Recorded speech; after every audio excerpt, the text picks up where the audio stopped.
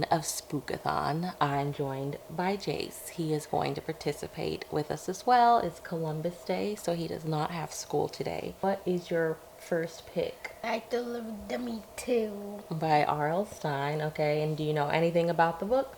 Well, Amy's little dummy keeps losing his head. And then she kept begging her dad to get her a new one. And then her dad finds Slappy in a local pawn shop. Oh gosh. But at least his head stays on. Okay. And what's your other pick that you'll pick up later once you finish that one? Another Slappy book. So we have Slappy World. It's alive. It's alive. And my first pick is going to be Stranger Diaries by Ellie Griffiths. We're on Instagram on Crime by the Books page. I think I'm gonna just read a couple of pages of Monster she wrote, the women who pioneered horror and speculative fiction.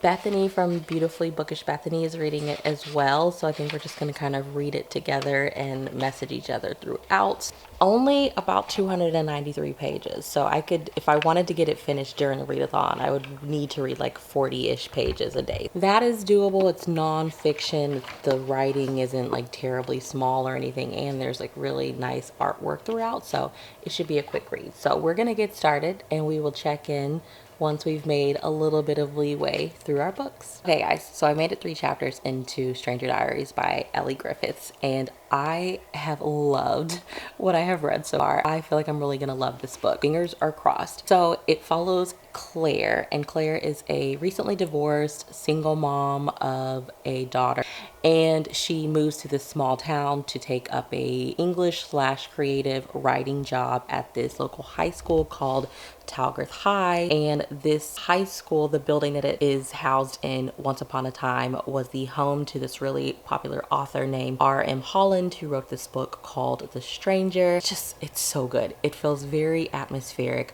I love when I'm reading a book by an author that you can tell really loves the craft of writing. In the first chapter, where there was just a lot of discussion about what goes into the writing of horror novels, and with Claire being a teacher of creative writing, her students are doing a lot of writing of ghost stories. The book takes place in October, so perfect time. Another one of the teachers was murdered recently, and it happened off page. I love that. I love that I didn't have to witness that. It just adds another element of mystery to the story. The spookiness vibe, because you don't know who murdered her. It's really good. I'm really enjoying it. Of course, this school being housed in the house that this author used to live in, and his wife supposedly jumped to her death. There's all these ghost stories about it, being haunted and her haunting the hallways. And there's this element of mystery because there's questions about him having a daughter and what happened to the daughter. So let's just take a moment to reflect on the little joys in life, like coming to Starbucks, knowing that the drink that you order is kind of difficult to make. It's not something that most of the baristas are very knowledgeable of, but you come anyway and they get it right. I get a Twix Frappuccino, which is like one of those secret menu made up drinks that I discovered on Pinterest about 2 years ago. And I have only found like 2 baristas that make it right, which is crazy because when I order it, I give them my phone where I have the recipe saved. I literally screenshotted it from Pinterest. It breaks it down perfectly how to make it. I'll give it to them and they will still make it the wrong way. Really, the only wrong way to make it is they make it too chocolatey. It's supposed to be more caramel than chocolate. And then sometimes I've had them where they didn't include my Java chips.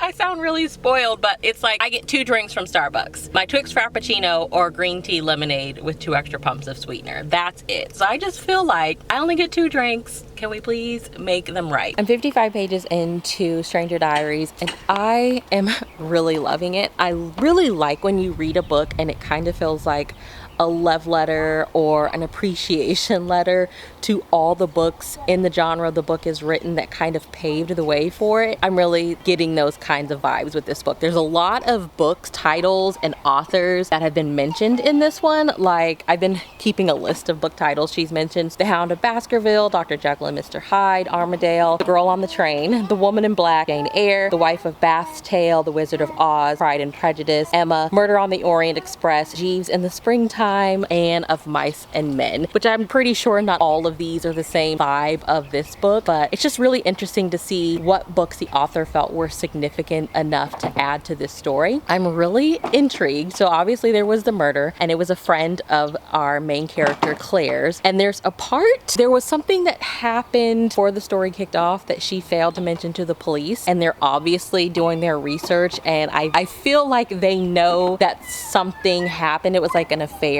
but even as a reader, Claire hasn't really come forth to us and spilled all the beans. So it's really interesting, like, why did she leave that little detail out?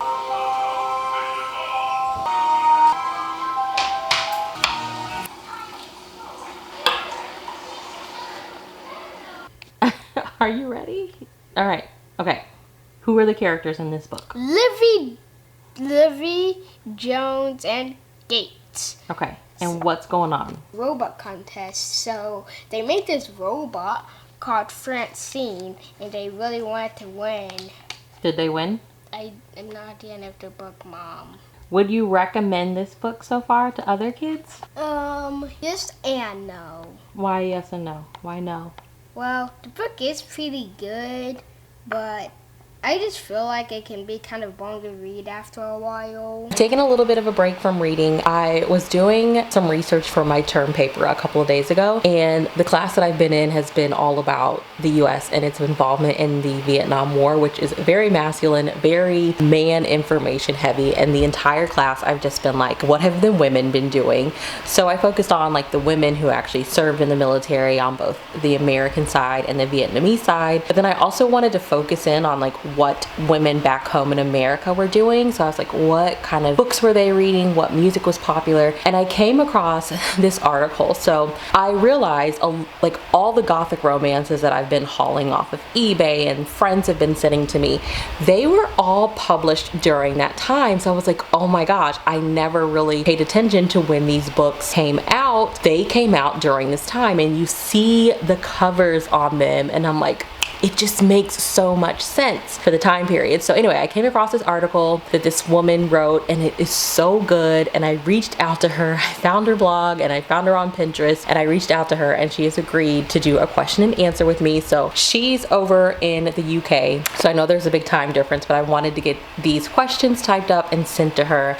I'm so excited. Like, I love blogging. I love the opportunities that blogging has afforded to me. I have not been reading, but still enjoying this, and I got the audiobook downloaded for Monster She Wrote, so I'm going to aim to just listen to like 40 or something pages today. Okay, I wanted to shoot one last clip to wrap up the vlog for today because the aim is to keep these short. I've read about 26 pages in Monster She Wrote, The Women Who Pioneered Horror and Speculative Fiction, and I am really loving it. So I just read the piece on Anne Radcliffe. She's the author of Mysteries of Udolpho, or Mysteries at Udolpho, one of the like earlier gothic horror novels. And one, she tried to break down the difference between horror and terror. And in her novels, she made the decision to, instead of it being like a ghost story, having scary things in the story that could be explained. And I really like how it's kind of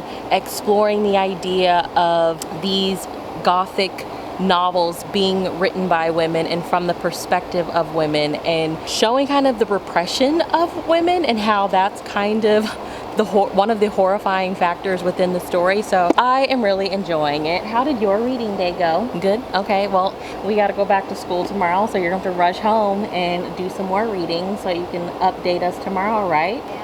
All right, we are going to go make us some dinner, wrap the vlog up here, and we will see you tomorrow. Have a good day. Let us know what you're reading, and we'll see you in our next video. Bye.